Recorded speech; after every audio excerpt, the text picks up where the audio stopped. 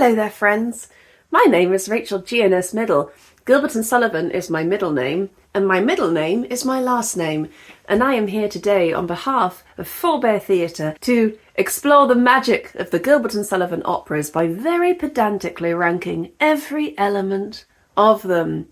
Now, yesterday I filmed the video of all the chorus principal roles, and that felt like the dregs of the roles. Not that these roles are necessarily bad, but they are probably the lowest ranking of a lot of the roles in GNS. However, today, even though I am ranking what may be considered to be the dregs of the songs, they're only the dregs in the sense that they didn't stand out as falling into any of the categories, but there's some really great stuff in here. There's some really amazing songs that we haven't discussed yet. So what I'm going to do is, in a similar way to how I did the chorus principals video, I'm just going to talk a little bit about each number in turn, put it roughly where I think it will be in the list, and then just put other songs around it. And then we're going to build a list just doing that. And I can always change my mind, you know, put things around later. But this is all part of the step towards ranking every single song.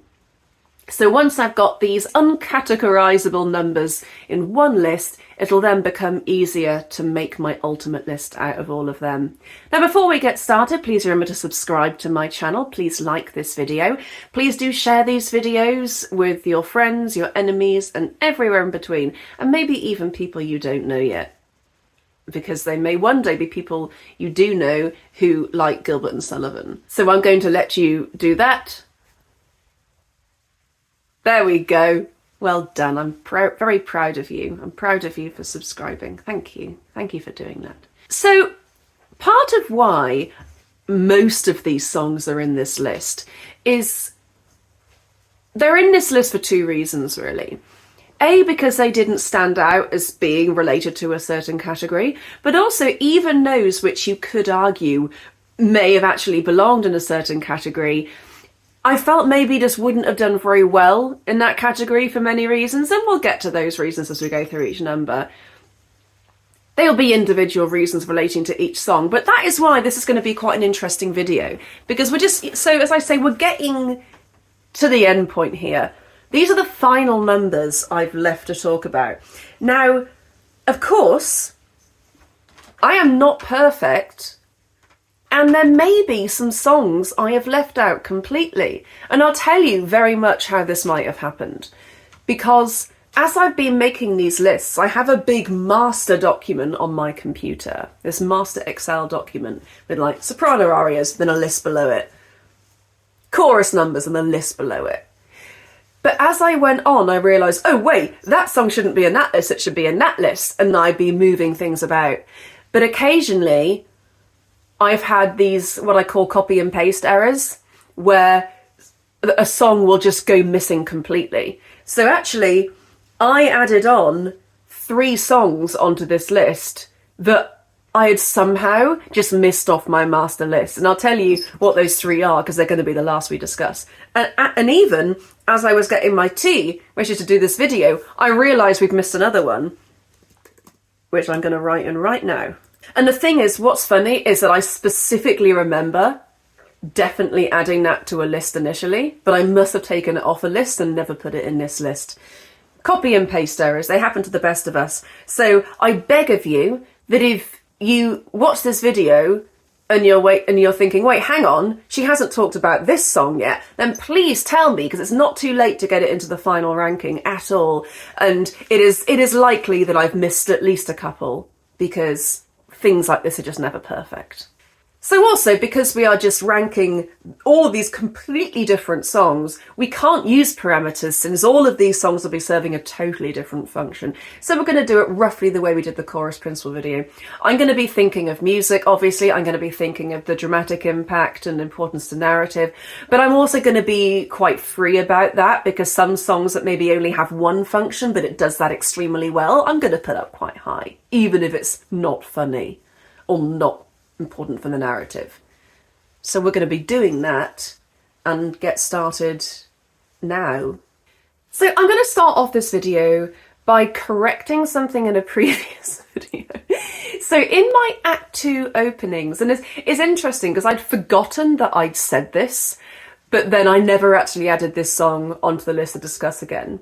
So I had said that in my Act 2 opening of The Sorcerer, I wasn't going to be talking about the why, where, be I, and if you'll marry me, da, da, da, da, da, da, da. But in fact, I maybe I should have talked about that in my pure chorus video, but it seems now in retrospect really strange to me that I didn't just include that in the opening. I think it's because other operas have shorter openings, but still, I do think it is part of the same sound journey. You can really see how those pieces link together. Like, they don't necessarily like stop and start. They actually run in together. So I actually do think it's fair to talk about this in terms of the Act 2 opening of The Sorcerer, which did win the Act 2 openings.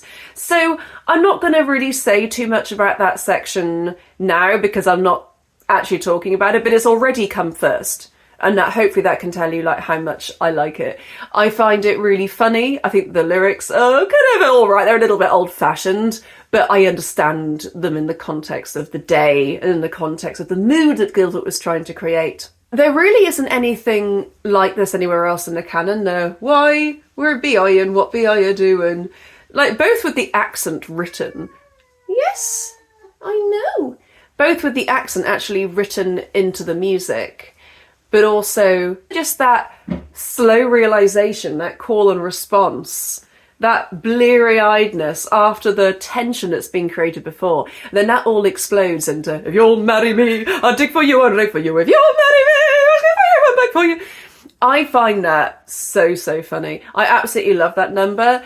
And I would say if I can find some footage of my Sorcerer where we did a Morris dance to this song, I would, but the footage sadly has been lost. So that'll just forever be lost to the annals of time. But I had a really great time directing this one. It's a superb opening, and I just wanted to mention that I do love this number and I have somewhat talked about it. Perhaps when I rank this ultimately in a big list, I'll talk a little bit more about it, but it's not the subject of the video today. I've also noticed in just checking that I really have got every song that there are some things that I'm just not ever going to talk about because they're little joins. So one thing that I'm never going to talk about, then proceeds to talk about it, is the recit. Well, apparently it is a recit, but we should have talked about it in the recit section in that case. My pain and my distress, again it is not easy to express, my amazement, my surprise, again you may discover it from my eyes, how terrible the aspect of his eyes, hold, and upon your loss you lay much stress, a long concealed crime I would confess. So I guess we should have talked about that in the recits. It just didn't seem like a recit to me, but it is marked as a recit. But yeah, I'm not going to include that on this list. It wouldn't do well because it's not a number. I'm also missing out from the Distant Panorama, which is the introduction to the Three Brothers coming on, because even though I happen to absolutely love that, we've heard all of that music before and it's very short, so I will not be discussing that one. I'm also not going to be discussing things like the repeat of 20 lovesick maidens or the repeat of and thus do Empyrean heights when they exit. I'm not going to bother discussing those repeats of numbers, which we've already got the essence of, even if there are slight musical or lyrical changes. I am imagining that I've just already discussed those in the original number. I'm not going to talk about now bridegroom and bride to Susan and Madame of Eddie Champagne. I'm not going to talk about that all the time. It's repeated afterwards when the Princess of Monte Carlo gets engaged to Ludwig. Because we've heard that tune. It's the same energy. We only have to talk about that song once. So I managed to find in a second look through the GNS archive 7 songs that I've missed. And some of them are actually quite big ones. You're going to laugh at some of them, but I'm going to get to those at the end. We are going to start off with the first one on the list. They're not in any particular order. At one point they probably were in some kind of logical order, but they got all mixed up with copying and pasting. So you will see some patterns, I'm sure. The first number is from Patience. It is I'm a Waterloo House Young Man. This is when Grosvenor enters with the ladies. It's a very, very short song. I'm a Waterloo House young man. I'm a something and something young man. We're swears and wills and girls, we're Madame Louise and girls, we're chattery, prettily, every day young girls. Ba-dum-bum. It's a complete repeat music-wise of the duet Groven has just had with Bunthorne. So musically, I don't think it's particularly interesting. It serves a function and it gets everyone back on stage again, but I'm not really going to talk about this at all. I'm just going to go ahead and put this relatively low down on the list for now, and then we'll see where others feature around it. The next one I'm going to talk about is one that's quite a lot better. Iolanthe, from thy dark exile thou art summoned. Now, what a cracking number this is. I think as soon as this number begins, everyone knows that this is something really different to what we've seen before. You'd never have seen something like this in Pinafore or Pirates. I think even in Patience, Iolanthe just has this magical energy, being about fairies, I guess. But Iolanthe just has this wonderful magical energy that I don't really think any of the others have, to be honest.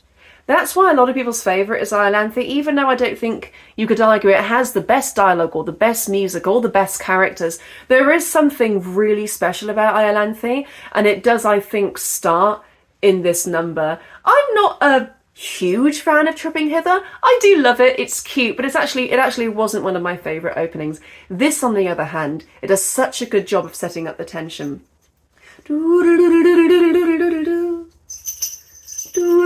Daenerys is joining in with her bell.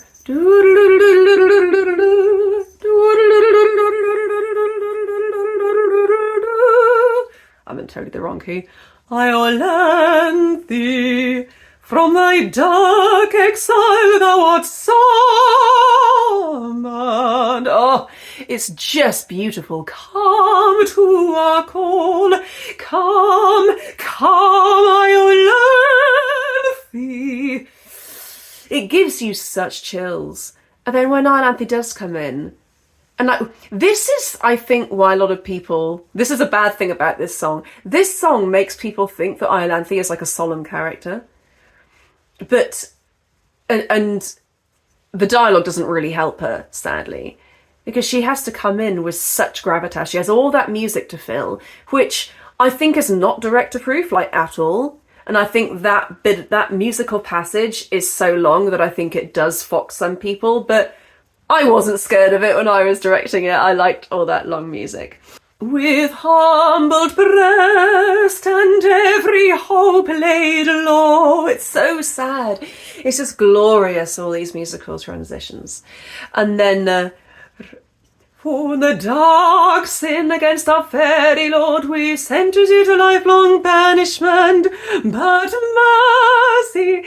And what's amazing, and I think we've actually been in major for a little bit before that, but suddenly when that mercy comes in, it's like it's just it's an inhalation of breath, and it's relief at the same time. So it's like, oh, what? She's pardoned? And then suddenly we segue directly into Welcome to Our Hearts Again, Iolanthe, Iolanthe, which I didn't talk about, I don't think, in my pure chorus video, so we can talk about that now.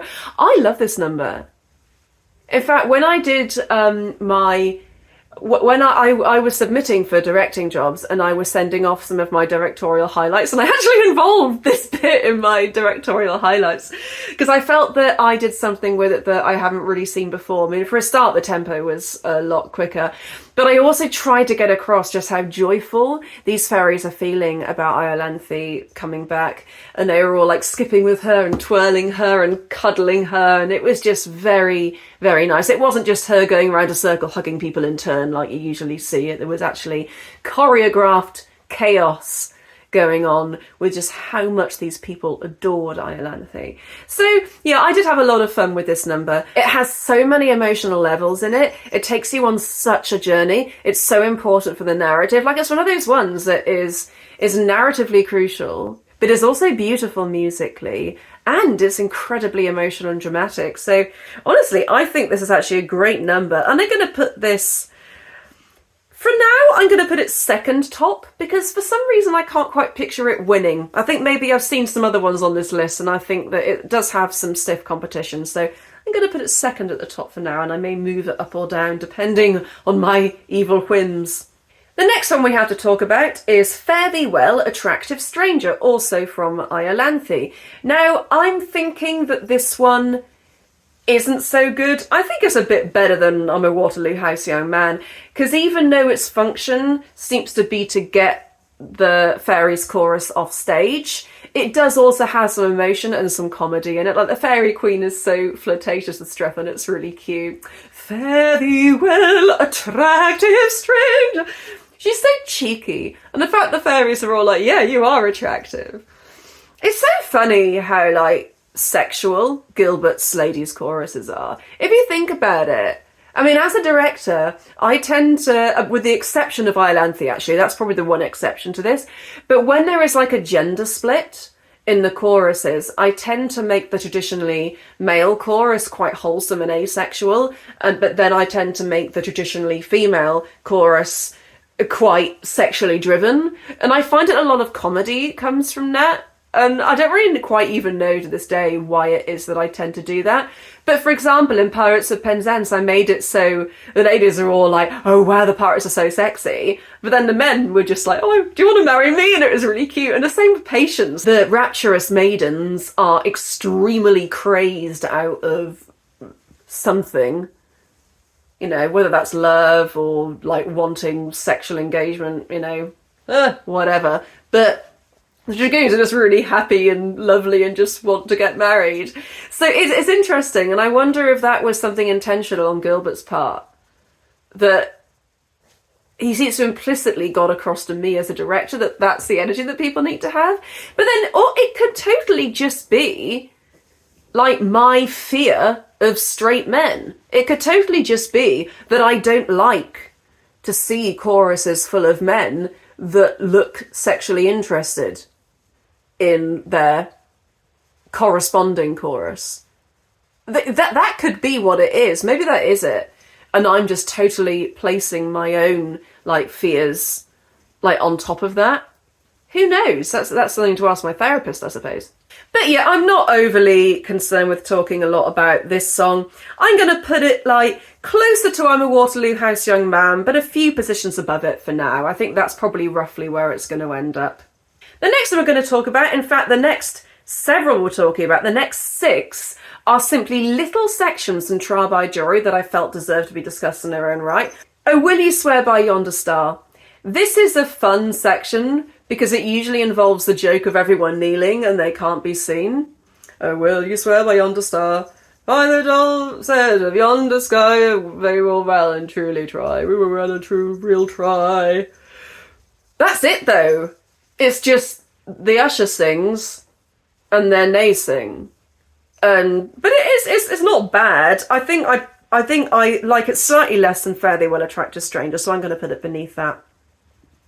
Then we have Comes the Broken Flower, which is Angelina's kind of aria. I know that I actually did talk about this in my soprano arias, but I'm just going to put this in this list as well, because I am aware that the chorus do sing and it isn't mainly her aria. I might even take that out of the soprano arias list because it maybe shouldn't have gone there. But this is actually a really beautiful song. I think lyrically it's gorgeous. Comes the broken flower, comes the cheated maid. Take, O maid, these posies, though thy beauty rare, shame the blushing roses, they are passing fair. But your beauty will last for, well, a bit longer anyway. They are passing fair, whereas your beauty will last forever. I think lyrically that's lovely. Musically it's really nice. You know, it's not nearly as good as Iolanthe from The Dark Exile, but I'm going to put that, you know, kind of halfway between Fare Thee Well, Attractive Stranger and Iolanthe from Their Dark Exile. I do think it deserves to be around that zone. The next song I'm going to talk about is Oh Never, Never, Never Since I Joined the Human Race. Saw I so exquisitely fair a face. Ah, sly dogs, how say you, is she not designed for capture? I've but one word, my lord, and that is rapture. Her kindest gentleman quite overpowers. She loves you fondly, and will make you ask, sly dogs, He loves you fondly and would make you us. Monster, monster, da da da da da da. And then it's just that section, that's it. So it's disjointed. I don't think it really counts as a number, so it's going to rank quite low for me. But the thing is, it's emotionally interesting enough that I'm still going to put it above Fairly Well Attractive Stranger. So yeah, I like Trial by Jury, but it is difficult to rank its numbers in the same way because it's just a lot of joins. And I think this one is really good. And I love how you can really feel the emotions in the music. I love how you can really feel the kind of bipolar nature of the chorus. They think they're very chilled out one minute, enraged the next, and it's all because of the beauty of this woman who has been jilted by the defendant. So it's a wonderful exercise in manipulation from Angelina and the council, just to see these jurymen get all riled up and then really angry, but then they're just fine. Then they love Angelina again. I just love this jury. I mean, I discussed just in the last video that, oh, I was like that when a lad. And I find that really, really funny. So I don't want you guys thinking that I don't like this at all. I absolutely love this number. That she is reeling as plain to see. That she is reeling as plain to see. Now, I don't like this one so much. I find it a bit confusing. The strings in it, there's like this counter melody in the strings. And this is good so that you don't think that I just love a counter melody for the sake of a counter melody. I actually find it a bit confusing. I don't really see how it goes with the tune. Perhaps somebody who's a bit more musical can help me understand why that is.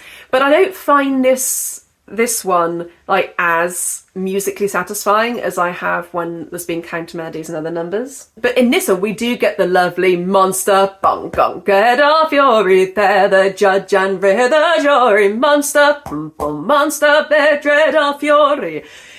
And it's really cool how these motifs are being used but slightly twisted just in order to show how these emotions are evolving. And just again, like how quickly they're changing. Because this precedes Edwin's second song. So he really feels the need to have to talk about that in response to this jury's reaction that they're singing about in this moment. So I do quite like this one. I think I enjoy it. Not quite as much as Oh Never, Never, Never. So I'm going to put it just below that one. The next one is That Seems a Reasonable Proposition to Which I Think My Client May Agree. But I submit my love with all submission to marry to what once was burglary. In the reign of James II, it was generally reckoned to marry as a rather serious crime to marry two wives at a time, a man of learning. I don't like the word burglary because that confuses people. I know that when I was doing my video about all the stories in GNS and I had my non-GNS fans helping me decide, I think this bit confused them, the word burglary, and I do think that word actually even confused Dan, who was writing the synopsis. Because we were talking about it today, and it turns out he still thinks it's literally about burglary. But it's just an antiquated word, isn't it? It's not actually theft. Burglary. It would be more accurate and would provide just as good a rhyme for the defendant to have said bigamy at this point. That's all Bradley says on the subject, so I imagine he was maybe just as confused as we were. I'm not overly enamoured with this bit, though I do like the rhyme of James II with reckoned. I do think that is very funny. So I'm gonna put it between the two I've just talked about, actually. I'm gonna put it between Oh Never, Never, Never and That She Is Reeling as Plain to See. Then we have one more section from Trial to talk about, which is I love him with fervour unceasing, I worship and madly adore. That's all the way up to The Question, Gentlemen, is One of Liquor. Now, I actually think this is the best of all of them, all the little ones that we discussed, apart from Comes a Broken Flower. So I'm going to put this just a couple of lines above Oh Never, Never, Never.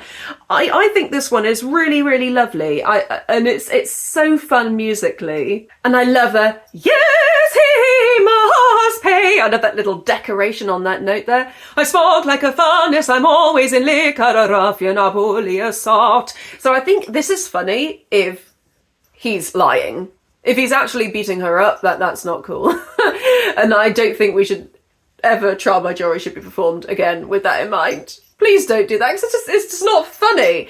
Like, surely the purpose of these operas is mainly to be funny, especially when it's like Trial by Jury. So, don't make it like he's actually hurting her. The lyrics in this are really nice. In fact, is this better than Comes a Broken Flower? I think it is. I love the lyrics in this. I'm actually going to put it above Comes a Broken Flower. I can always change my mind later.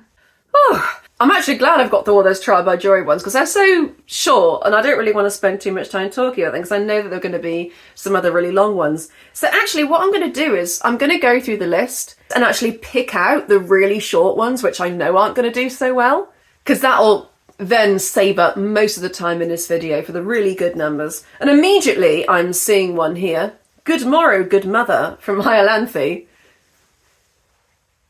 I've also got Good Morrow, Good Lover. These are nice tunes. Good morrow,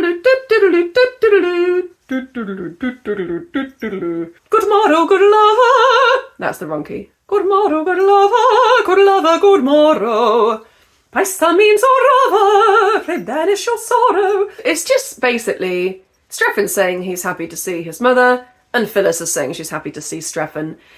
They're very pretty. I think they set the scene very well. Apart from then, Strephon and Phyllis's dialogue is actually quite sarcastic and unpleasant. So I find that a little bit sad, really.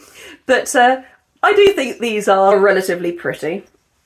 And I do prefer the one with Strephon and Phyllis a little bit, because they sing together. So I prefer that one ever so slightly. Now, do I prefer Good Morrow, Good Mother to all that stuff in Trial by Jury? Do I prefer it to Fare Thee Well, Attractive Stranger? Yeah, I think it's actually really quite pretty. But do I prefer it to That She Is Reeling As Plain to See? No, I don't. It's not as emotionally interesting. Though it is better, I think, than Fare Thee Well, Attractive Stranger. So I'm going to put Good Morrow, Good Lover and Good Morrow, Good Mother just above Fare Thee Well, Attractive Stranger for now. Let's have a look at all the other little ones now.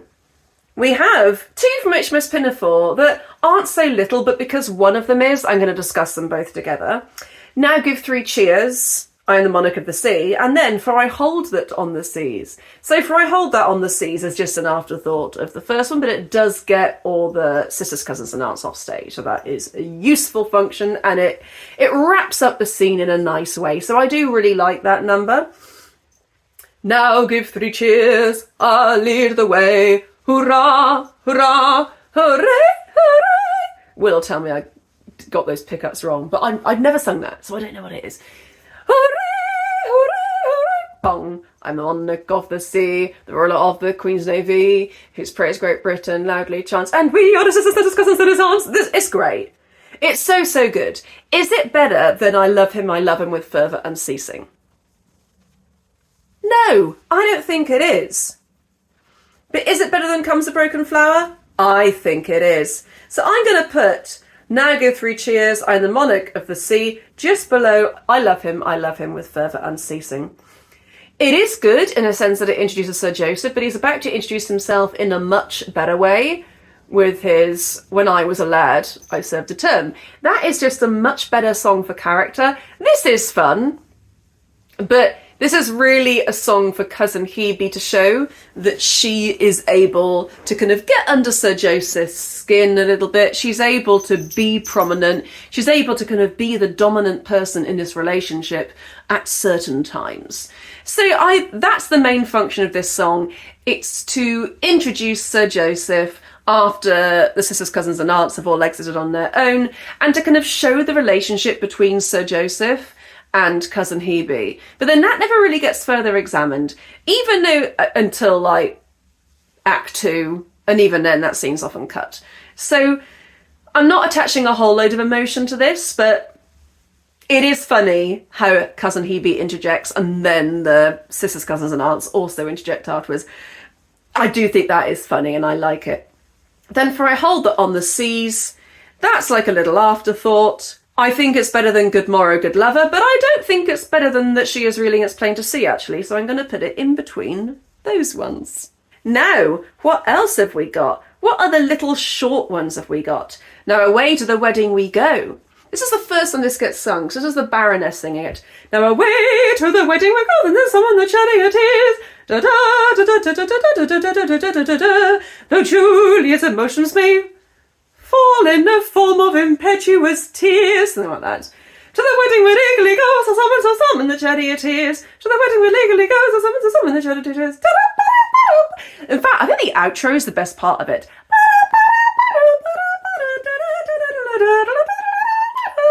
I love that. That's really cool. And it segues into Julia's aria, which is, as we know, the best soprano aria in the canon, according to me. Subjective opinion. But it's also quite factual that that's the best soprano aria.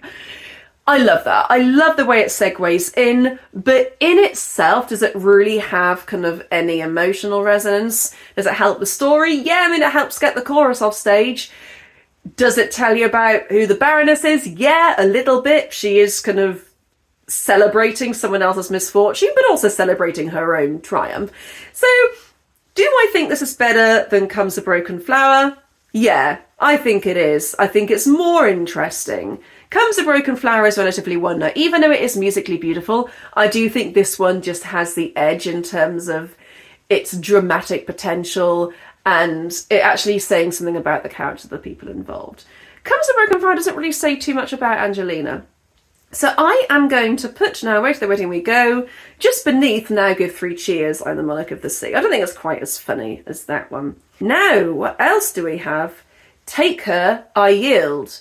Take her, I yield, oh Rocha, and the way to the parson we go, say where's the letter to Sverry, the tea water two into one, sing hey dilly dum derry, for you such a smart little craft, certainly. Yeah, so that's basically all that is, because then it just repeats the duet, which we've already discussed in the duets video about 20,000 years ago. This is such a small bit, but it does have some emotional resonance and it does segue those two songs together quite nicely. But I don't think it's as good as... It's better than For I Hold That on the Seas, but is it better than Oh Never Never Never Since I Joined the Human Race? So, no, I don't think it is. That she is reeling is plain to see. Yeah, those are really good, those bits of trial. So I'm going to move those bits of trial up. And I'm going to put Take Her, I Yield, just above For I Hold That on the Seas. Do we have any other really short bits? Okay, here's one. And this is one that I actually forgot about until I put it in just now. Why, Who Is This Approaching from the Grand Duke? What a great number. It's kind of not a recit, but it's a bit recitish. Recitish. Just say that to yourself. Recitish. That's so nice. Recitish. Recitish. It's like a dish with lettuce, but not lettuce, rettice. Recitus. I can't say it anymore. I've lost the power. Oh well, that was a nice 20 seconds or so. Why, who is this approaching? Why, who is this approaching? Upon our joy encroaching, some rascal come a-poaching, who says that why we're approaching. Who may this be? Who may this be? Oh my god. So when I was in the Grand Duke recently over the summer, I'd found that I think we were okay by the time the performances came round, but that is like a prime spot for people to forget to sing. And I found myself just singing the tenor and bass parts as well, because I was like, oh, I need to make sure someone comes in. But then by the time we actually got to performers, everyone was remembering pretty much every time. It didn't help, I think, that when we took it to Buxton, loads of people weren't there, and we'd actually lost like almost all of the chorus, tenors and basses apart from like 2 people. So yeah, I think there was a moment where I was worried we were going to forget, but I think we did actually manage to sing that. But those Who May This Be? Who May This Be? It's a little bit clunky, I think, musically. I don't think you could really describe this as like musically beautiful. I think it's quite funny, but why is it funny? Is it kind of funny because it's not good? Like, is it deliberately like a little bit cringe and silly? And the thing is, the Grand Duke does tend to err towards this sometimes. It tends to sometimes have this very meta humour, and that you can imagine like Gilbert just kind of sitting there kind of making fun of himself while writing this, like, oh yeah, this is GNS-y of us. I wonder if he ever said that. We'll never know, I suppose. He's dead now. But you can just imagine him like it's like he's making fun of himself a little bit. And it does feel like a bit of a space filler, but it fulfills its function. I prefer this, though, to Take Her, I Yield. But I don't prefer it to That She Is Reeling, It's Plain to See. So I think that's where it goes. It goes there. I'm now going to move on to a number which I happen to really, really like, but I'm aware that it contains some repeated material. I still think, though, that this is going to do better than most of the ones we've already discussed, and that is Our Gallant Soldier, Brave and True from Utopia Limited. So this number occurs after Zara's entrance scene. So they've just come on, they've sung the big showstopper, including Knightsbridge Nursemaid Serving Fairies, and then they sing this number. And for the first time ever, I got to hear and be part of the actual full version of this song. Because if you listen to the recording, you'll find it just goes, "Our gallant soldier, brave and true, intended field and tourney. I greet you on vacation, you so very long a journey." And then Fitzpatrick goes, and so he sings the second half of his verse, but actually she has a whole verse and there's a whole chorus in the middle of that, and then he sings his verse. That's in the full version, and I absolutely love that. So that's the version I'm going to be talking about. There's a whole section in the middle of that with a kind of different version of Knightsbridge Nursemaids, which I don't think is as good as the main one, but it's really exciting to hear it differently. And what Zara and Fitzpatrick sing in this, which I had to learn note by note. It's been a very long time since I've actually had to sit down at the piano and like learn a bit of GNS note by note like this, but that is actually what I had to do in this instance.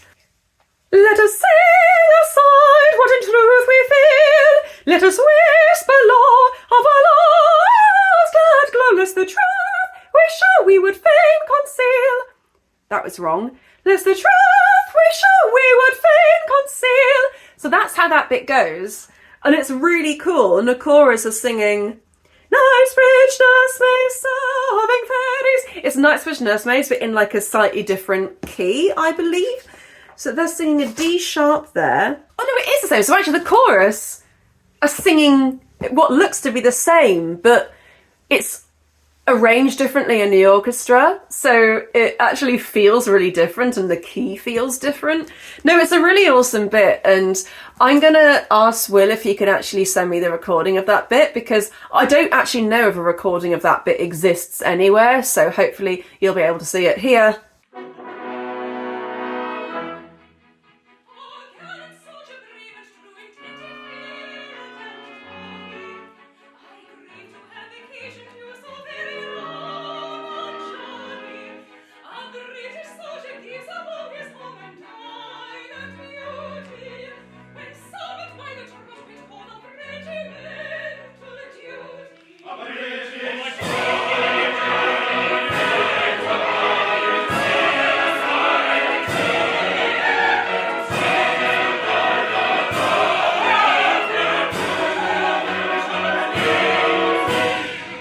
Wasn't that amazing if we had it, which I hope we did.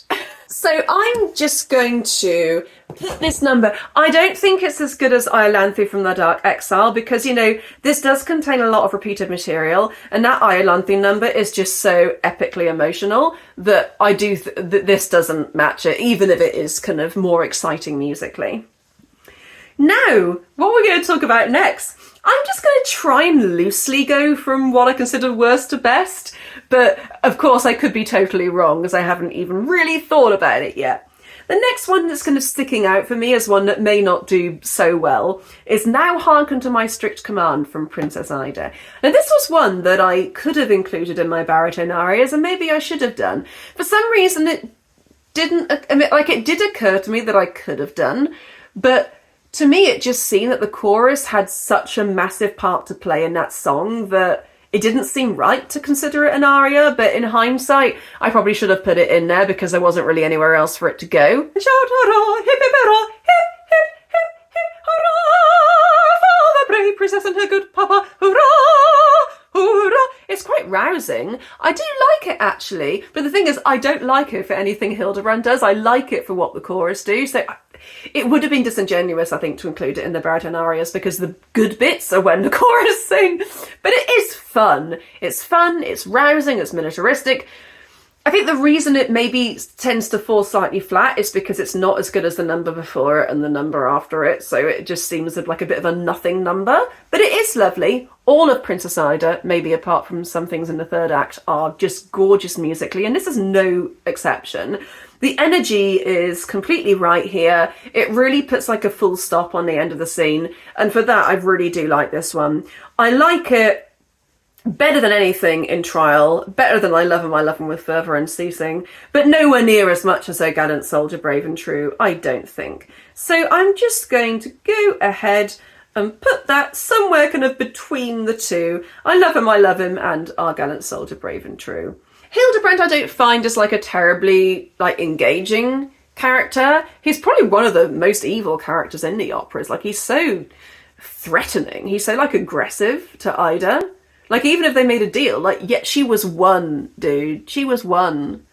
You're not going to give her any agency whatsoever? Like, she can cancel it. Oh my God, let her cancel it. She doesn't want to get married. Why would you ever force anyone into getting married? I mean, even in Gilbert's time, that's quite an antiquated thing. Yes, I don't really like Hildebrand, but I also kind of find him just a bit boring. and like this, he's both evil and boring. How can you be both evil and boring? I don't know. But Hildebrand somehow manages it.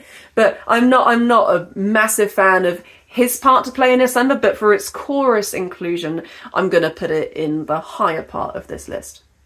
Now, the next thing I'm going to discuss are 3 instrumental numbers, which I couldn't really put into any other list because it's not fair to discuss them with the overtures because they're not overtures. Now, these 3 are the Dance from the Grand Duke, obviously, which I'm now thinking it's a great number. It gives you the scope for so much comedy, so much wild dancing, to the extent that I think I actually prefer it to the Utopia Limited song because that is mostly repeated material. But this dance is actually, it's all brand new, it's all very exciting, it's got a ton of emotional colours in it, whereas Our Gallant Soldier, Brave and True isn't really at all emotional apart from 2 people who are not really facing any conflict being in love. So I'm putting it above that song, but I'm putting it's not as good as the Iolanthe, Thy Dark Exile, so I'm putting it beneath that. So that one just goes there straight away. But let's think about the 2 from Utopia Limited. So we have 2 instrumental numbers in Utopia Limited, and they're both quite different, and I do really like them both for different reasons, but there's one I love a lot more than the other. So let me talk about the one I like slightly less first. So the first one is the entrance of the court, and it goes something like...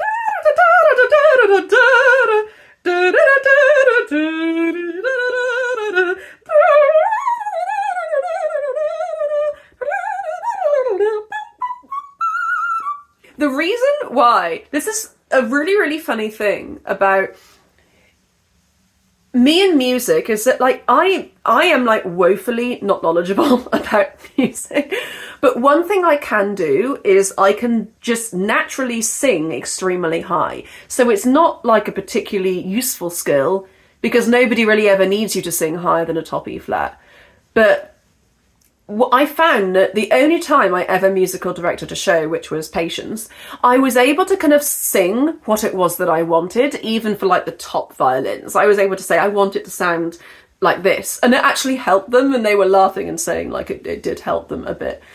I remember the viola player of that also teaching me how to conduct. So thank you, Lisa. I always remember you as being a person who, I came to that rehearsal just doing this with my hands. I didn't know what to do, but she wasn't talking behind my back about me. She came straight to me and said, oh Rachel, just so you know, this is how you conduct.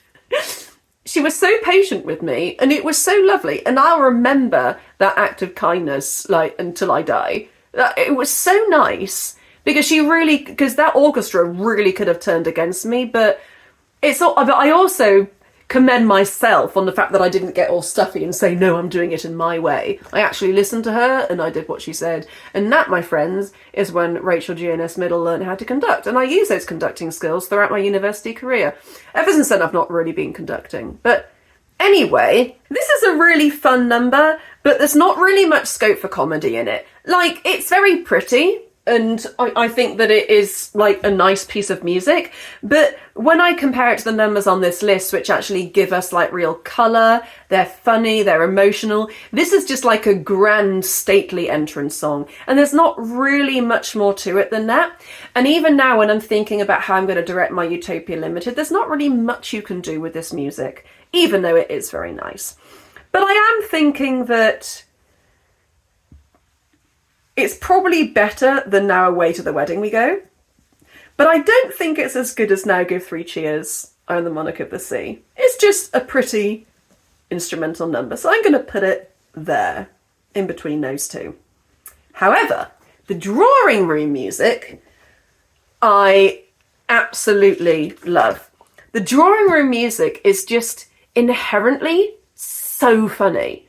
There's something about it that is just like, comedy is just like written into musical form.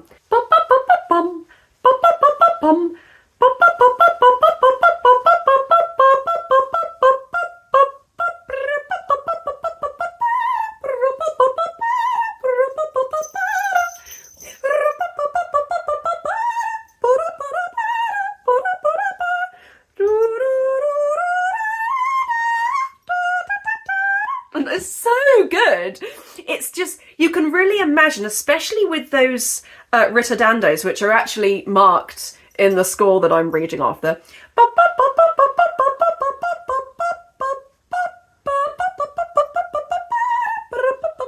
It's so good. There's so much scope for comedy here, because you've just got those little slow down sections, and it's the musical equivalent of somebody going, huh? Okay.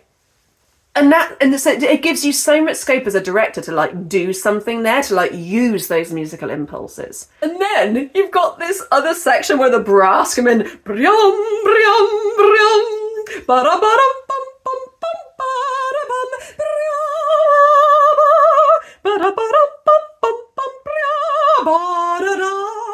And that's really beautiful music. It's so wide. The sound is so broad. It's such a great moment. And then it goes back into the original theme again.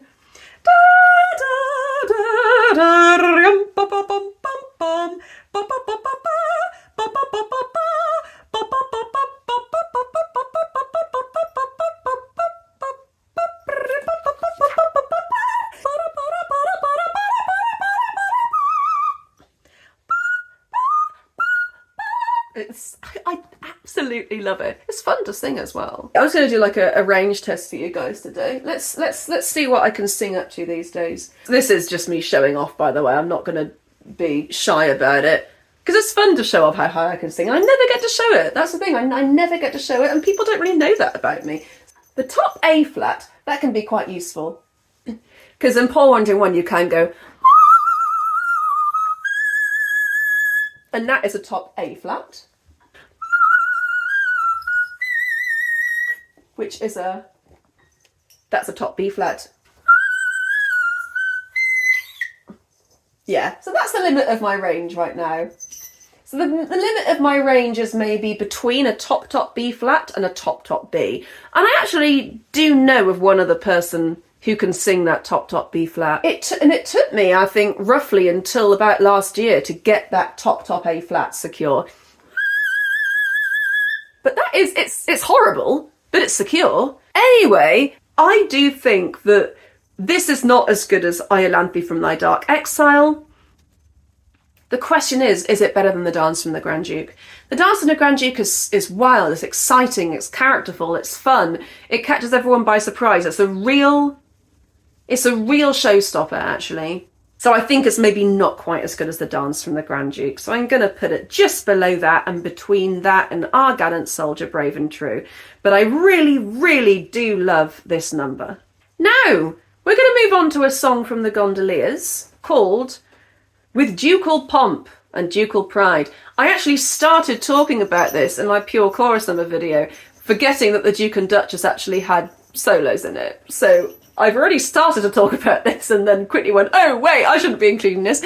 Yet I did mistakenly include Here We Are at the Risk of Our Lives on that list. And actually, there was a song that I completely forgot to include on the pure chorus list that I'm going to be talking about in this list. But anyway, with Ducal Pomp and Ducal Pride, we bring back on the Gondolier chorus. We've had the cachucha before. We've just had Donal singing There Lived a King, and then in a contemplative fashion. So this is an important number to bring everyone on. And for me, the humour of this song, and therefore what makes it amazing, is just how utterly overly the top grand it is. And for that reason, I actually gave one of my guys cymbals, because I found it really, really funny how explosive that moment is. She comes to claim the royal hand, bang, and bang, proclaim her graces, oh you double basses. It's so stupidly grand, and it is very, very funny as a result of that. So I do think that that does put it above Our Gallant Soldier, Brave and True. As I said, that is repeated material, whereas this is new. And then you get that lovely little section in the middle. She of beauty was a model when a tiny tiddle toddle, and at 21 she's excelled by none. At 21 she's excelled by none. At 21 she's excelled by none. She comes to claim. I really made a lot of this. I don't see this at all as like a throwaway number. And interestingly enough, Peak Opera doing the Gondoliers this last festival actually did it in quite a similar way. It was so funny. So I do think it's not just my brain. There is something inherently funny about that music. And there's something inherently funny about just how ridiculously grand it is. But is it as good as a drawing room music? No, I can't put it above that. I'm going to put it above Our Gallant Soldier, Brave and True. We are going to discuss another relatively short number that isn't really a number in itself, but I actually think is pretty darn good. A rollicking band of pirates we. Now, I'll tell you right now that one of my best early memories of Gilbert and Sullivan is when we were doing the Pirates of Penzance and I was playing Ruth. So this was my third ever GNS show. I'd just done Princess Ida as the chorus, and I'd done Little Buttercup and HMS Pinafore, and then I was playing Ruth in Pirates.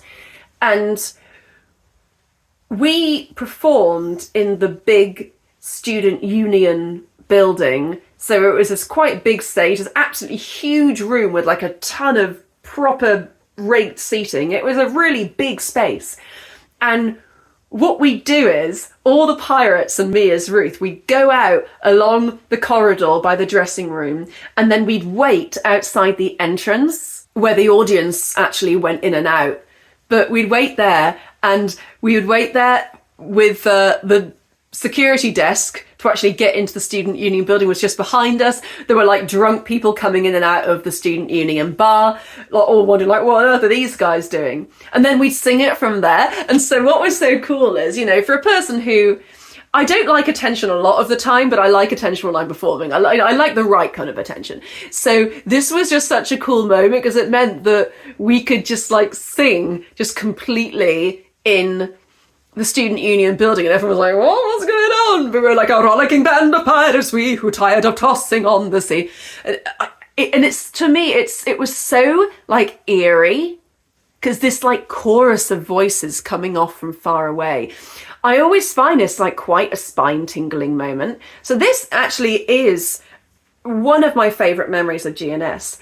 And then you get that lovely hush hush, I hear them on the man approaching. Da da da, heads are approaching. They are not coming to play Ducal, the story General Stanley told. Who was the eager penalty 50-fold for generals. It's all in unison, it's so bare and like sinister. They seek a penalty 50-fold, they seek a penalty 50-fold, they seek a penalty 50-fold for General Stanley's story. It's very nautical and sea shanty-esque. I really like this number. And then of course, you get the brilliant, they come in force with stealthy stride. This should be on the recits maybe. Our obvious course is now to Heiter and to Rata and So all in all, I really like this join, considering this is only really a transition song. It's really only a joining song between one piece and another. I think it's genuinely really good in itself. Like, it's all new material. Even though it stops and starts, there's a reason why that is. It's because there's two different choruses singing. They both have different energies. So I really love this number. Do I like it as much as Ducal Pomp? I don't think so. Ducal Pomp just so clearly gets across very cleanly one thing. That is comedy and grandioseness and pomp with Ducal Pomp. But this, it's a little bit stoppy and starty, this one, but it does go really high on this list. It goes above Our Gallant Soldier, Brave and True, which must mean I really love it because I love that number a lot. The next one that I feel may not do so well, but this is just because it's from Thespis and we don't have the music. It's the only song we've not discussed from Thespis yet. Oh, Incident Unprecedented. This is when the gods discover that the mortals are heading up the mountain towards them and are wondering how they should react. Now, I have an issue with this number in that it seems like Gilbert and Sullivan were not really sure of how they wanted the gods to react. I mean, they all kind of act in different ways, which means that there's no like unified emotion to latch onto here. It's just, oh, something's happening. But they have no reason to be particularly scared. I think their main fear, I mean, certainly Apollo's main fear, that's the line that really stands out for me, is that he's worried that people will see his face and that will see he's no longer hot, and will subsequently lose all respect for them. And I find this absolutely hysterical.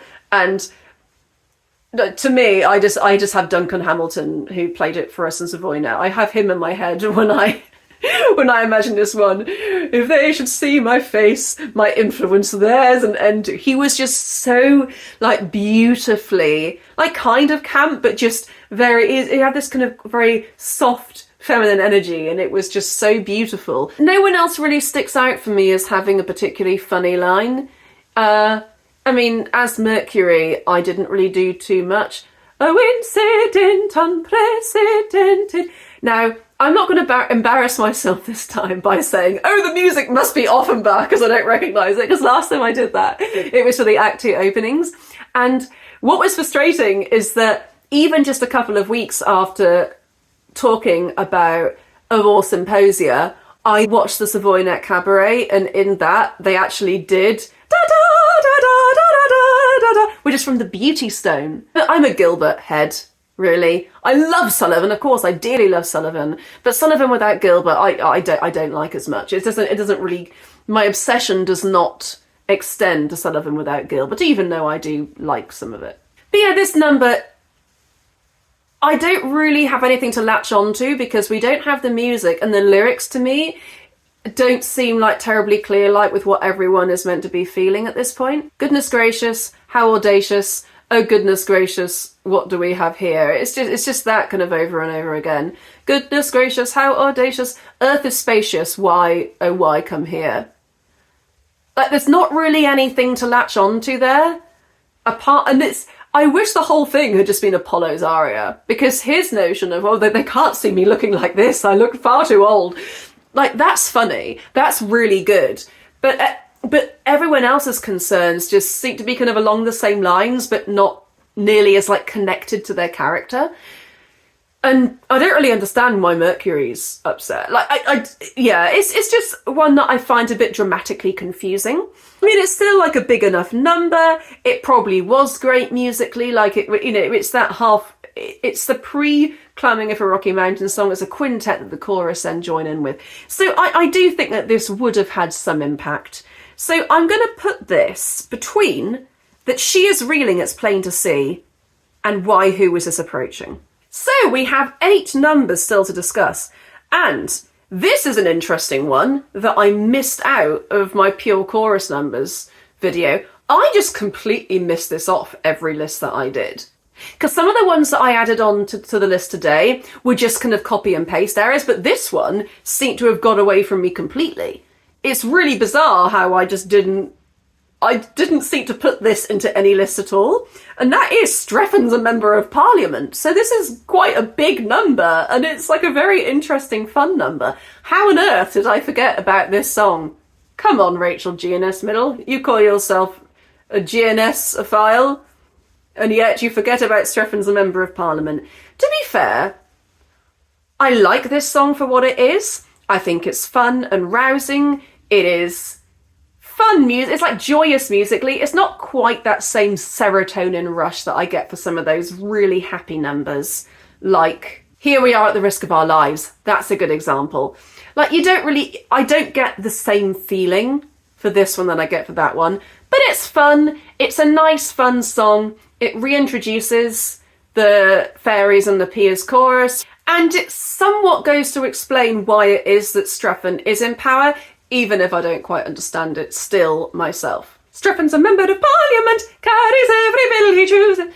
And then when the Piers come on, they're kind of angry about it. So what I advise of people directing this is to really try and amp up the emotional energy of each chorus. So the fairies are like overly happy about this and very smug, and the Piers are really angry about this, and it's kind of fun to like get a real like difference in his energy. Because I think at one point I had them going around in a circle, and the fairies are all dancing like this, and the Piers are all stamping like this, and that was quite fun.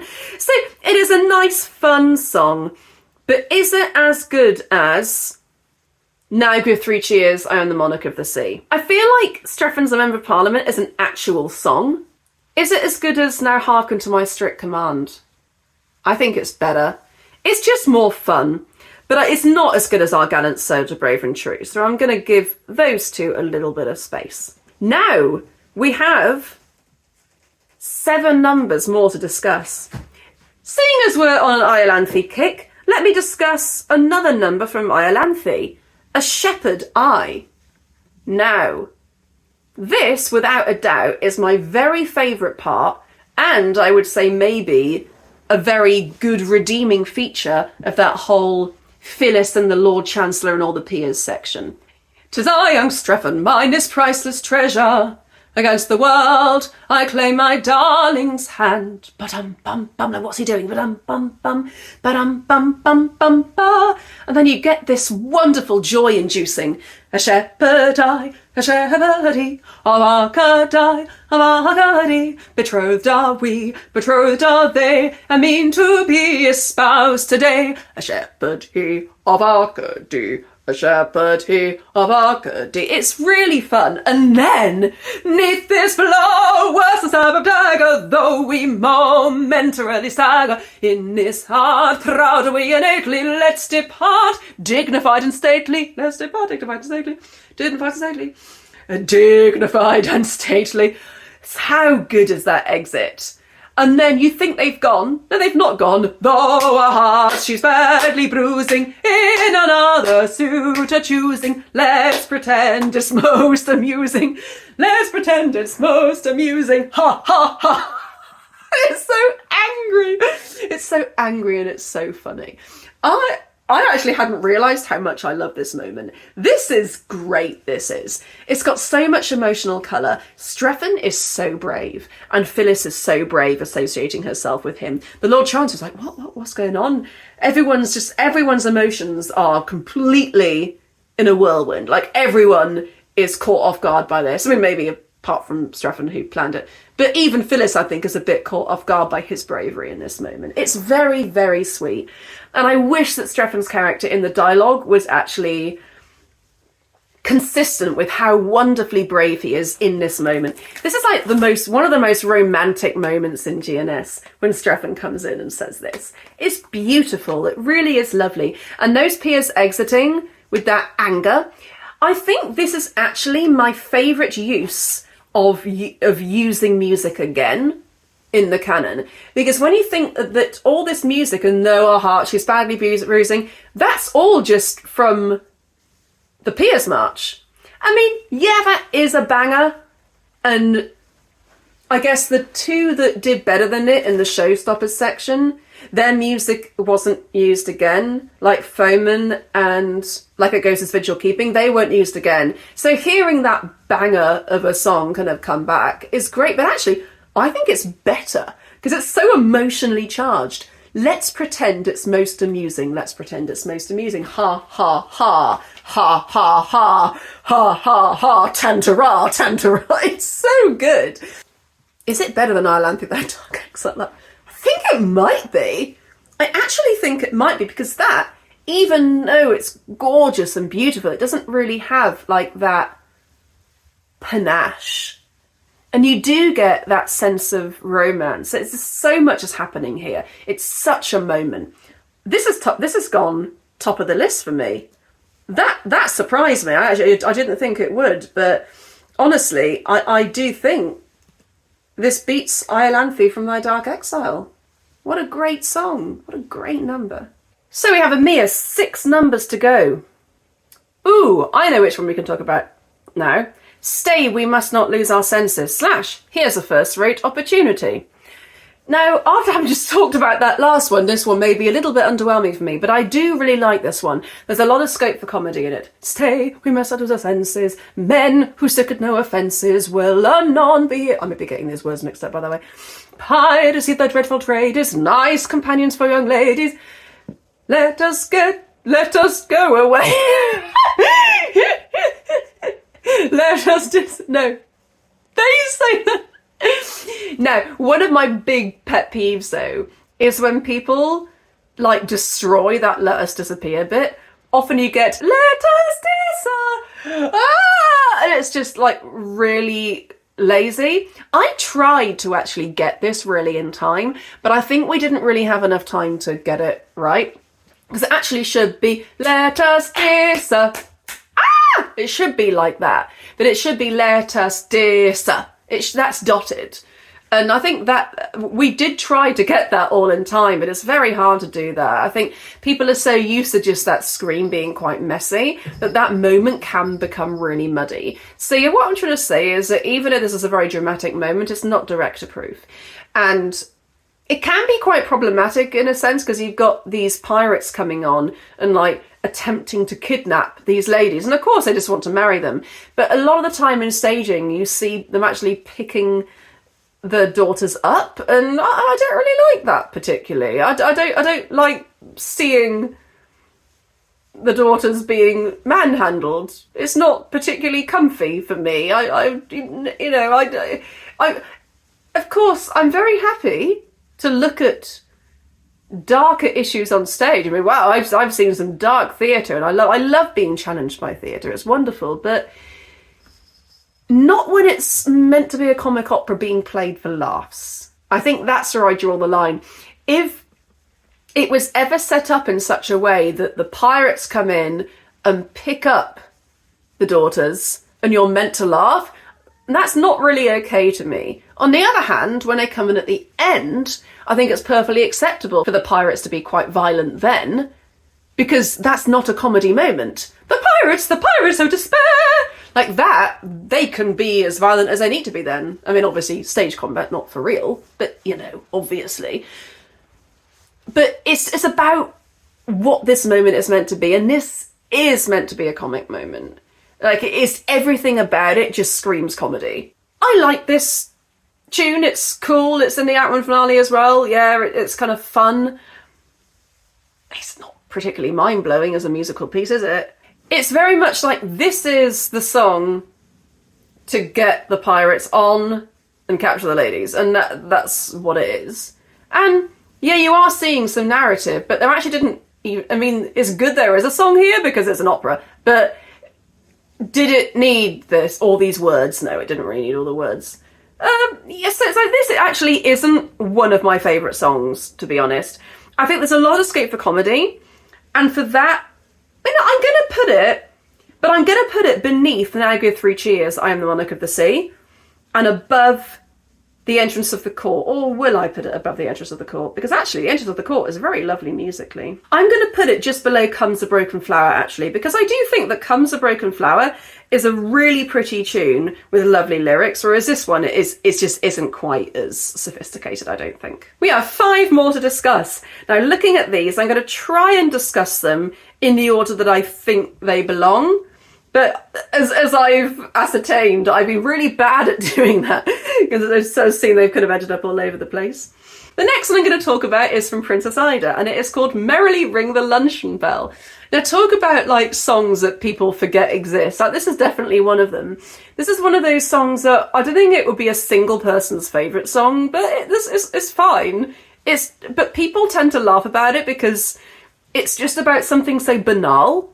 So this opera contains like dizzying highs and crushing lows all throughout its 2.5, 3 hours. But this is like literally just about lunch. That's it. The music's nice though. Merrily ring the luncheon bell, ring, oh merrily ring the luncheon bell. I was an alto in Princess Ida. The luncheon bell. And then we get 2 completely random solos from Blanche and Cyril. I mean, it's funny. We cannot doubt that it's funny, but it's a bit like, oh, where did this song come from? Blanche, hunger, I beg to state, is highly indelicate. This is a fact profoundly true. So learn your appetites to subdue. Yes, yes, we learn our appetites to subdue. Madam, your words so wise, nobody should despise. Curse with an appetite keen I am. And I'll subdue it, yes, I'll subdue it, I'll subdue it with cold roast lamb, yes. So yeah, this is funny. This is a funny song, and it's charming musically.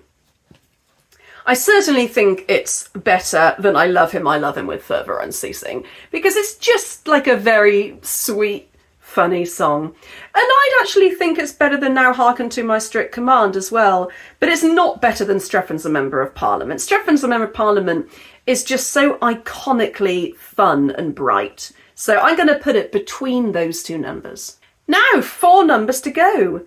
Let's discuss the final one from Pirates on this list. What Ought We to Do? / How Beautifully Blue the Sky. Now, the whole conceit of this song is we can't leave them alone because they're not married yet, but also we can't look at them. We have to just pretend that we're talking about something else. So yes, let's talk about the weather. This is so British. I think there are very few things that I'm proud of with being British, but one is our sense of humour. We are able to be so self-deprecating, and this like awareness of the fact that we just like to discuss really banal and inconsequential things. We do love to talk about the weather. Now, what I like and dislike about this is the way these tunes go together. Because while I love it when the chorus tune kind of fades away and then the solos kind of pop out of that. And didn't you find I hope it may and yet it render yesterday every day that we shall have a wonder I haven't got 2 voices, so I can't do that. But you know what I mean. But then what I don't like the bit where where the chorus have to kind of come in again when they're already singing. Didn't you find I hope it may and yet it rained but yesterday how beautifully because I find that people often mess that bit up. It's like not kind of amateur company proof. Maybe it's professional company proof, I'm not sure. But I know I've had trouble with that in the past. And I don't like the transitions after Mabel and Frederick have finished singing. Like,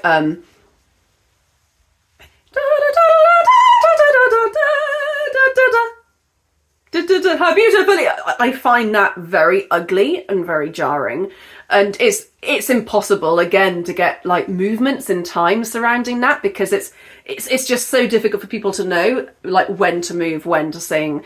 Should they be looking at the conductor? Well, yes, always. But also that they should also be thinking about what they're doing. And I find that because people have so much to think about, they kind of stop acting. And it's very hard to get that moment really clean. So when I do find the main tune that Mabel and Frederick sing really beautiful, there are problems with this song. But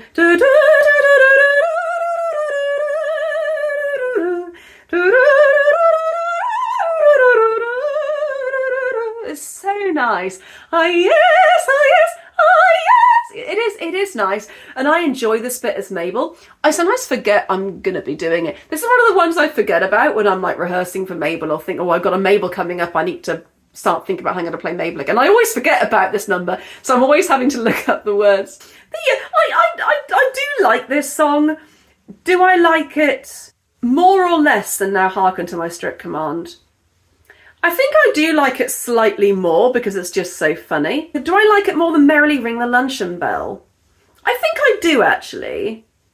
I think I do. But I may change my mind about that when I look at the list at the end. So, as I predicted, I did in fact miss out some songs from this list. 2 songs, completely randomly. I remember that I looked at the file afterwards and I saw these 2 songs just nestled together, just like way below the other one. So obviously I'd put them there to get them out of the way at one point and then just forgotten about them. I need to be more organised. But yeah, these 2 songs are both from the Grand Duke. I'm going to talk about them in the order of my preference. I have put this one into 9th position, so it will displace another one. But this one is By the Mystic Regulation. Can you believe I haven't talked about it? I think, in hindsight, this is another one that maybe I should have put in the baritone arias, but it's so much about the chorus that I felt like I just kind of had to put it in this uncategorizable list. But oh my god, I mean, the Sausage Roll song, it is so unbelievably iconic. It's one of these songs that people often get the rhythm of it wrong. They often swing it by the mystic regulation. It should be by the mystic regulation of association of. It should be kind of quite dotted like that, but people often do it in quite a lazy way. But it's almost kind of quite militaristic, really. This is one that I absolutely adore. It's about sausage rolls, which is so Bavarian. It's so silly. And the only reason it's not higher is because it doesn't really have any kind of emotional substance to it. But it is weirdly dramatic. It's kind of... The sausage roll takes on this kind of revolutionary symbol. I know in the one we did in the summer, something which I'm going to steal probably, is that we all held our sausage rolls like aloft. It was as if it was a gesture of the revolution, the sausage roll. So that would be like our crest, like 2 sausage rolls crossed or something. It became like a really important and very serious symbol. So I guess the comedy in this song definitely comes from the fact that it's a very serious song about a serious topic. Like, this is a revolution. They are going to overthrow the Grand Duchy, and if they don't succeed, like, they might die. And the symbol of this is sausage rolls. It is absolutely crazy, and that is why it's so funny. So I do think this deserves to be very high at the list. I put it, but I couldn't put it higher than the drawing room music for some reason, because there's something about that music that just gets me every time, and I didn't feel that musically this had quite the same impact, and it wasn't funny enough, I think, to put it over that little hurdle. However, the second one I'm going to talk about, I actually put into 6th place. It didn't beat Iolanthe from Thy Dark Exile, but it beat everything below that. And this one is also from the Grand Duke. It is called We're Rigged Out in Magnificent Array. Now, again, this is another song that I don't really feel has much emotional or dramatic scope. However, the music is so beautiful that I just put it quite a lot higher than maybe people believe it should be. Along with the end of the song, The Prince of Monte Carlo, that the Herald sings, this has like quite a similar ending, and it's kind of reminiscent of that song, and naturally too, because this is when the Prince of Monte Carlo appears, so it makes sense. But that gorgeous... that lovely kind of flowy passage that the princess sings, and the chorus are just in there, ah. And not that I'm blowing my own trumpet or anything, but I've only ever really heard this sung really, really well when we did it. Because it is very hard to get all those harmonies correct. And we worked like we spent a really long time drilling this one.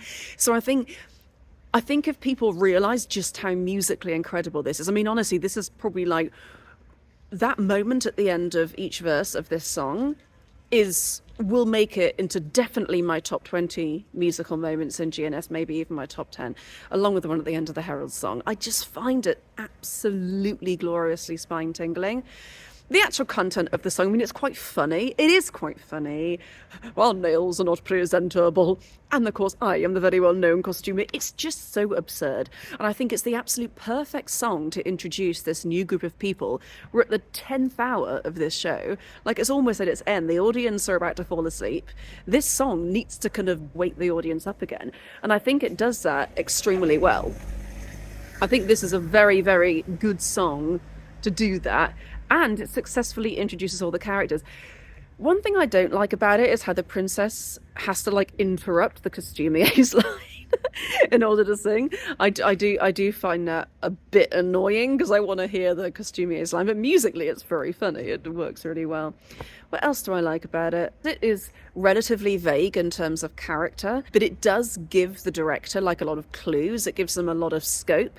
I think you can really make this song whatever you want to make it, and it is just so musically glorious and has the potential to be so funny that I do think it deserves to be quite high on this list. But I haven't given it as high as Iolanthe from My Dark Exile because that one is truly emotionally resonant in a way that this one is not. And I think in this case, its music, the goodness of its music doesn't quite put it above that number. But tell me what you think. Maybe you guys are all also suckers for this song, as I am. We have here the absolute banger that is All Is Prepared for Sealing and for Signing, which I was lucky enough to hear the Reverend Dr. Ian Bradley sing live at a wedding of a university friend of mine. So yeah, this is a fun song. But is it, like, does it deserve to be really high on this list? Probably not. All is prepared for sealing and for signing. Is this Handelian? Is this a little bit like this helmet, I suppose? There's something quite Baroque about it to me. Approach the table, oh ye lovers plight. The chorus are literally just repeating what's been said, but there's something about the texture of the harmonies that I do really like in this piece. It's very stately. The best bit of this song for me is when the chorus comes in again with heart and this voice, but it's the ladies and the men at the same time. So that's a bit of this song that I really like, actually. That intro. It is quite Baroque, and it sounds like kind of like a harpsichord. What I do like about this song and how simplistic it is, it's really reflective of the culture that they're part of. This very formalized, business-like approach to the ceremony rather than it being emotional. Even though Alexis is quite an emotional guy, he's also very manipulative. And this is a transaction. Like, Alexis seems to be kind of using pretty words of love to, like, get his manipulation across. And yeah, it seems to work, sadly. Something really interesting, which has always struck me, is that Alexis sings, I delivered it as my act and deed.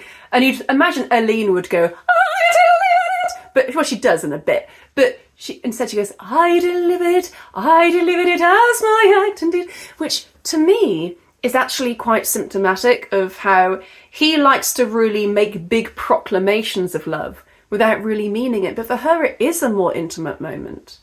For her, this is about her joining with somebody she really loves. But for him, it's about proclaiming it. And that's something I never thought of before. And I wonder if that is intentional. And I think so many times we think to ourselves, oh, Sullivan couldn't possibly have meant that. But maybe he did.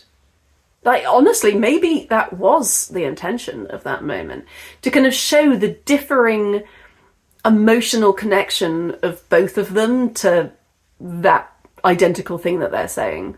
Interesting. That final, as they act and did, the alto line, act and did, it's so lavish. Those harmony parts, the texture of this is just glorious. It's just absolutely splendid. I really do love the music in this number.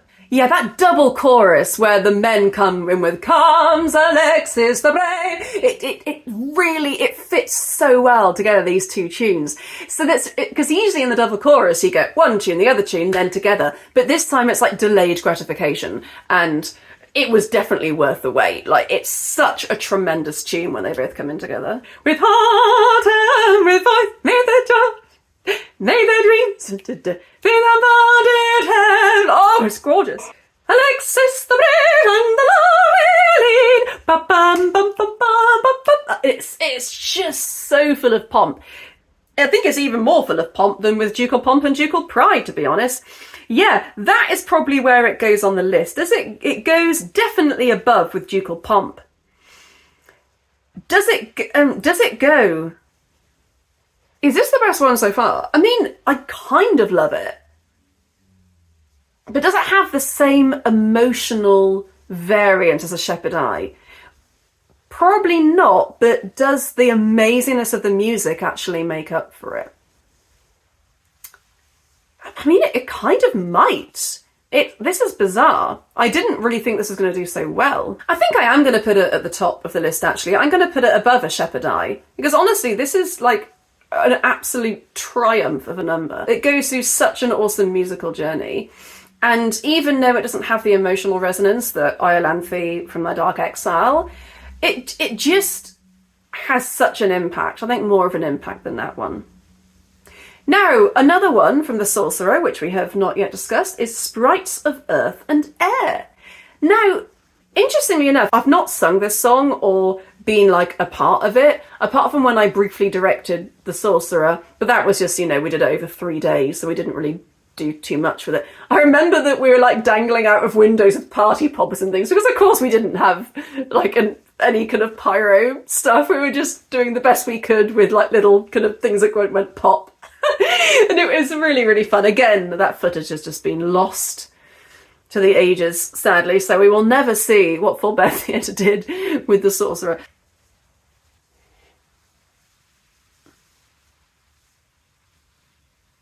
But it was tremendously funny and frightening. And we had like men like popping up from behind this fence. It was just so good. It really was great.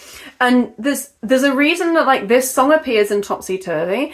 And honestly, when I was at university, this featured in almost every concert we did. So I've sung Aline in this song so many times. I've never actually played the part of Aline, but I've sung this so much. Her solo in the middle of it. I mean, it's almost an aria in its own right. In innocence there to live, in innocence there to die. And then a bit in Topsy Turvy where all the ladies in the chorus are in the wing. In innocence there to live, there to live and die. Too late, too late, too late, too late. That may not be. Gorgeous harmony. That may not be. That little section, it is reminiscent actually of, well, love the housemaid, lights the kitchen. It's like that harmony there. This truly is like a really glorious song. You really get to see how Alexis is manipulating Aline here. Like he is really forcing her to stay in this quite frightening situation. And this is definitely one of the highlights of The Sorcerer for me. I mean, honestly, we've discussed in this video so many awesome moments in The Sorcerer. And the trouble with The Sorcerer on the whole is that as like a whole concept, it is like one of the more forgettable ones, but it is a shame because it actually does have this utterly glorious music. And this is no exception to it. It starts off with such tension, sprites of earth and air, imps of deadly fire, whatever it is.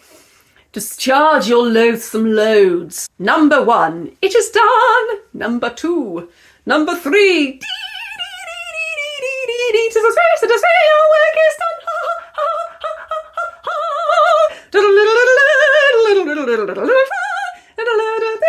Set us free. Too late. It's so good. Let us fly. And then it segues beautifully into the Act 1 finale. This is a really great number. It's my favourite so far. It's almost a showstopper, actually. It's almost a showstopper. And it actually makes sense that these are getting better as I go, because I was roughly talking about them in the order that I wanted to talk about them. Let us briefly talk about the songs that I've not talked about yet in the gondoliers. I'm not going to bother with My Papari Keeps 3 Horses, or You Can Spice It. I'm not going to bother with those, but the ones that actually are considered to be songs. Good Morrow, Pretty Maid also is just lots of soloists talking, so I already could have discussed that in my chorus principle video, really. But The one I do want to talk about actually is Thank You, Gallant Gondolieri. That one is actually a really, really beautiful number.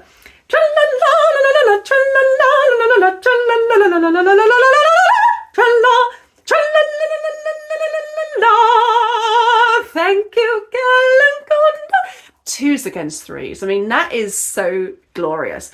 Where does it go on this list, though? I think that one, it goes somewhere where we have this gorgeous music with like a bit of emotional connection, but not too many emotional colours. And it doesn't have a little bit of comedy in it, kind of. We might have been unsightly. I had a lucky escape there. So where does this go?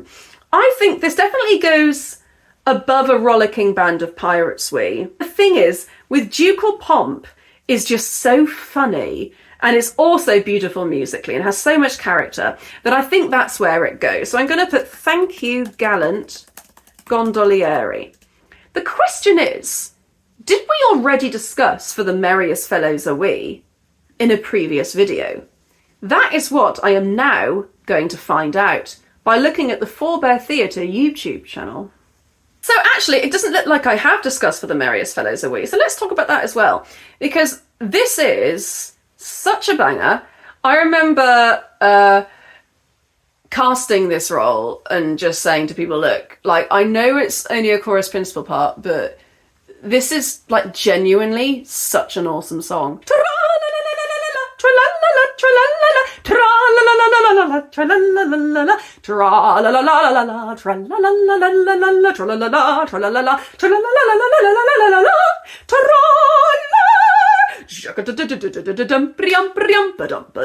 It is superb. I don't actually think, though, it's quite as good as Thank You, Gallant Gondolieri. I actually don't even think it's as good as A Rollicking Band of Pirates We, but it's better than Our Gallant Soldier, Brave and True, I think, because it just has that element of joy. So that's where I'm going to put it. Now, everything else in that opening number, we've already discussed We're Called Gondolieri. That Good Morrow, Pretty Maids, I don't really think is enough of a song to include. It's just more of a transition. Even though we did include some of those from Trial, but I don't really think we really need to. Rachel, GNS Middle, can you please be a bit more fastidious? You have forgotten yet another number that's also from that Gondolier's opening, so I'm deliberately missing out my part, because it's not going to do very well. But you know what? I'm going to be a pedant. I am going to put my papa, He Keeps Three Horses, in this list, but I'm literally going to put it right at the bottom of this list. So my papa, He Keeps Three Horses, goes in at the bottom of this list. My papa. One I haven't talked about is Buongiorno Signorini, which actually is brilliant. And I hadn't really realised it was brilliant until I directed it, because you so often see gondoliers and you see this number just, oh, people are standing there and singing and it's very beautiful. But what is so interesting about this number is how emotionally charged it is, and how much the gondolieri can be very smug about the fact that Marco and Giuseppe are pretty much like ignoring the contadine, because they really want the contadine for themselves, the gondoliers chorus, and they're so smug. Oh yes, we're poor gondoliers, and the contadine are like, oh, will you please listen to us? I'm going to include a little bit of Forbear Theatre's version of it to show you just how emotionally charged this moment can be. Siamo gondolieri, signorina, io t'amo. Contadine siamo, Signorine, contadine, cavalieri, gondolieri, poveri gondolieri, poveri gondolieri. Buongiorno, signorine. gondolieri carissimi, siamo contadine. Servitori umilissimi, Per noi questi fiori bellissimi. Per voi, quei signori, eccellentissimi. signorine. gondolieri.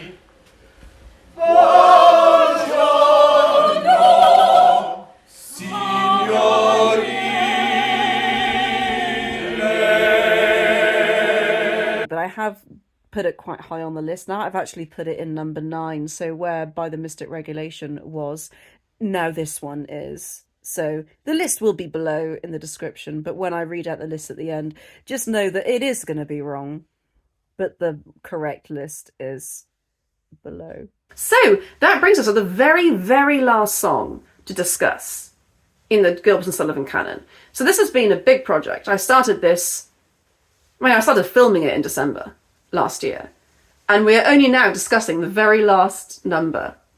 And that is... I'm just going to give you like a little moment to think what that song might be. Like, what song have we not discussed yet? I'm going to give you a clue. It's from the Mikado. And another clue is that Will thinks it should have been on the showstopper list.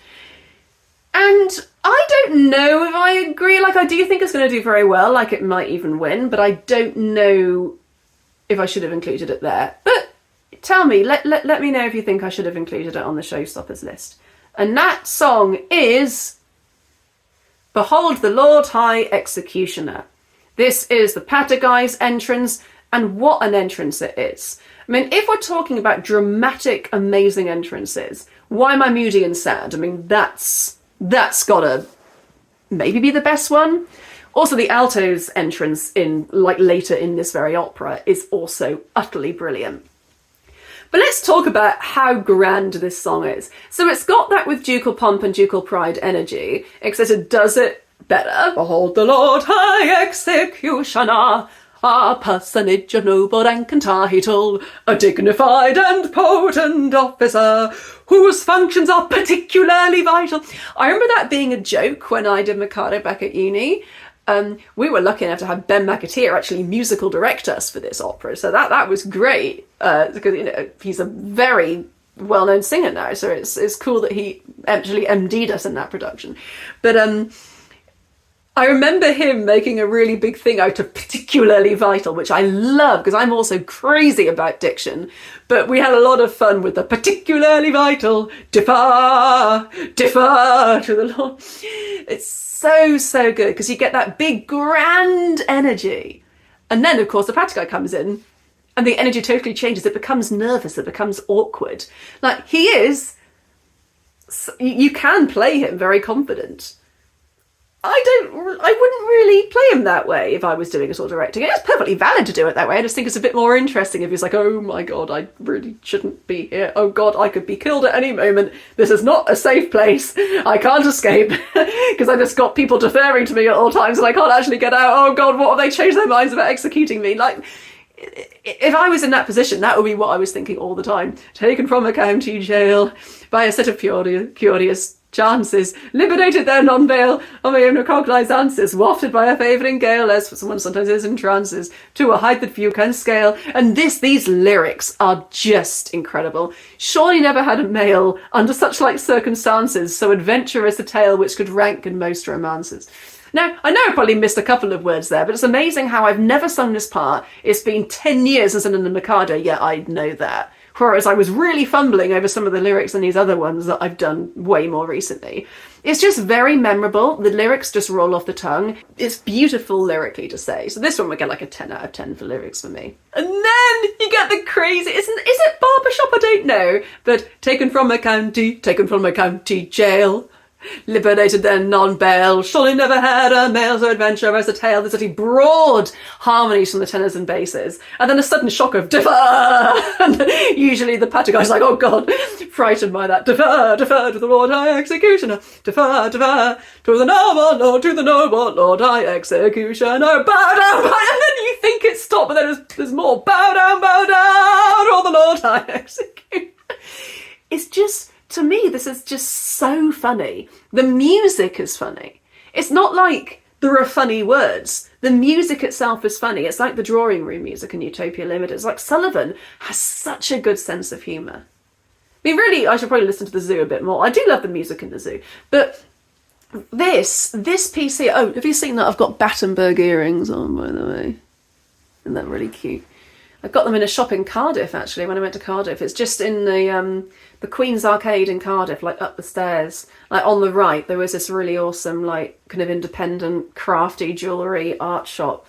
I wish I knew what it was called, but go there, it's nice. The question is, where does it go in this list? That's the main thing we're trying to do in this video. The thing is, I do love Sprites of Earth and Air. And that is such an iconic song, and the music is so awesome. But I would actually say the music is probably better in this one.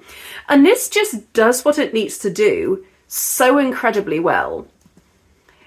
The thing is, I keep looking back at A Shepherd Eye and how amazing that is, and what an emotional journey that goes through. However, that is several tunes kind of shoehorned together. Whereas this Behold the Lord High Executioner, yeah, like the Patagai does get like a section in the middle, but it segues perfectly, and it's one consistent tune. Sprites of Earth and Air does kind of grind to a halt several times, even if it's for very justifiable reasons. In fact, I think that All Is Prepared, Sprites of Earth and Air I think is probably better than All Is Prepared just because it's so much more dramatic and interesting. But guys, let me know what you think about all of this. Let me know if you agree with this ranking. Tell me if you think one should go above the other and what your reasons are for it, because I'm really not married to any of these.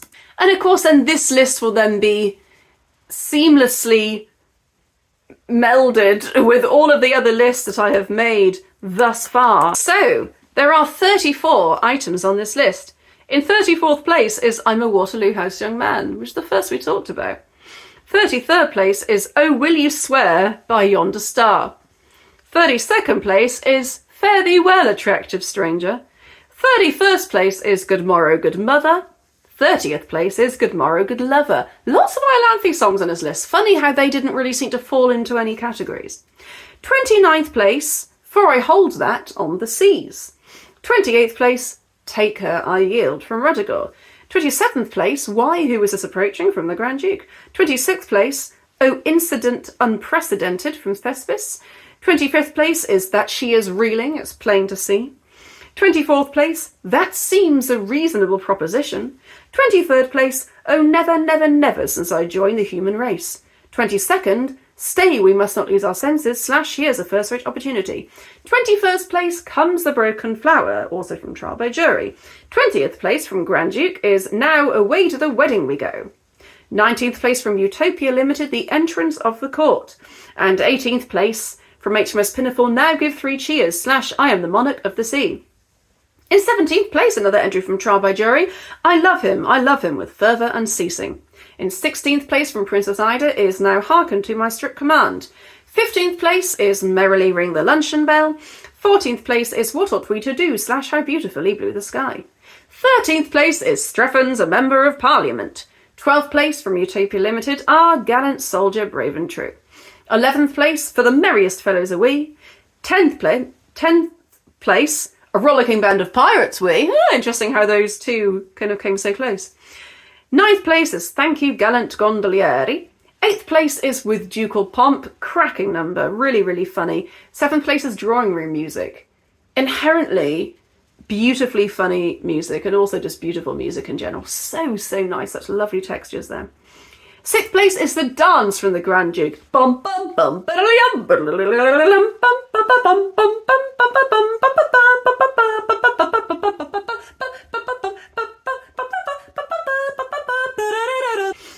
place is Iolanthe from Thy Dark Exile, Thou Art Summoned. 4th place, A Shepherd Eye. 3rd place, All Is Prepared for Sealing and for Signing. 2nd place is Sprites of Earth and Air, also from the Sorcerer. But 1st place, from the Mikado, Behold the Lord High Executioner. What a great list. There are some amazing songs in that list. Can't believe there are some that I hadn't talked about yet that were just such classic GNS numbers. So yeah, varied list, but very important to get that done to really help me in my quest to rank every single song. So, I hope you've enjoyed this video. It's a bit of a weird one. These last two have been particularly weird, but it is not too late to try and influence me. Like, if you think that some of these are too low or too high, just let me know. But more importantly, if I've missed anything, if I've missed a song, please tell me. How great was this. We've now done it. I've done it. Every song has been talked about and categorised. Now all we have to do is put them all together. And I will see you next time for goodness knows what.